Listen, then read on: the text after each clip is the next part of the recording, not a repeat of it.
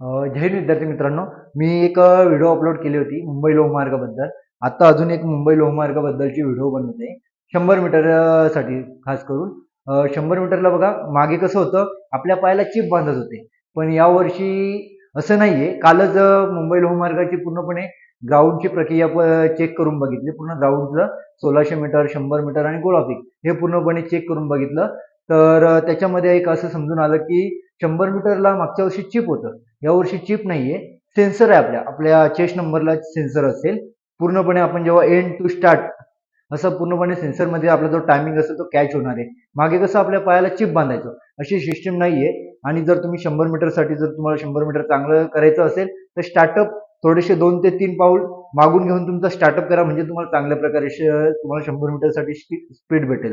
अशा टिप्ससाठी आपल्या चॅनलला जॉईन राहा. माझ्यापर्यंत जी पण इन्फॉर्मेशन येईल तुमच्यापर्यंत 100% कळवली जाईल. कसं आहे मित्रांनो, मी आहे ट्रेनिंग सेंटरमध्ये, त्याच्यामुळे जास्त वेळ देता येत नाही. पण जसं मला वेळ भेटतोय तसं मी तुमच्या अपडेट देत असतो. फक्त आपल्या चॅनलला जॉईन राहा आणि तुमच्या सर्वांना मित्रांना शेअर करा.